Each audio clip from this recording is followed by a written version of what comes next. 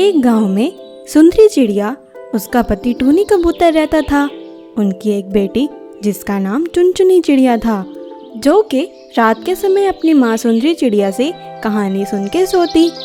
एक दिन उसकी माँ ने उसे कहानी सुनाई। पुराने जमाने की बात है। किसी गांव में कालू कौवा, उसकी पत्नी कालिया और उसकी बेटी नीली परी रहते थे।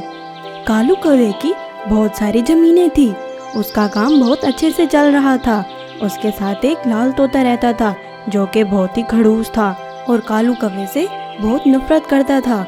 एक दिन कालू कौवा अपनी जमीनों से वापस आ रहा था, तो लाल तोते ने उसे मारकर उसकी जमीनों में फेंक दिया।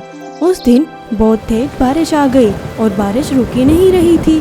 कालू कौवे की पत्नी बहुत ही परेशान थी, क्योंकि काफी समय से कालू कौवा घर भी नहीं आ रहा था।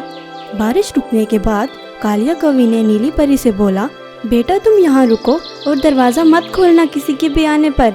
जब मैं आऊँ तो तब खोलना। मैं तुम्हारे पिता को देखने जा रही हूँ, वो अभी तक घर क्यों नहीं आए। जैसे ही कालिया कौवी वहाँ पहुँचती है तो कालू कौवे को मरा हुआ देखती है और कालिया कौवी वहीं बैठ के रोने लगती है और फिर घर आ जाती है। रोते रोते नीली परी को बताती है, तुम्हारे पिता नहीं रहे। नीली परी रोने लगती है। अब वो माँ बेटी अकेली रहती थी और खेत सारी सूख गई थी और उनका काम अच्छे से नहीं चल पा रहा था। उनके पास और पैसे भी नहीं थे कि वो दोबारा से खेत को बना सकें, और वो परेशान होकर घर आ गए, क्योंकि अब उनके पास खाने को कुछ भी नहीं था। वो रात भूखे सो गए। अगले दिन जब उठे तो खेत पर गए तो उधर एक पेड़ सारा डायमंड से भरा हुआ था।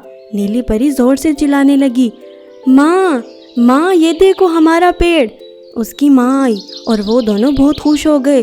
वो पेड़ बोलने लगा, मुझे पता है तुम लोग बहुत परेशान हो, मुझसे डायमंड्स उतारो और बेच आओ और घर का सामान ले लो।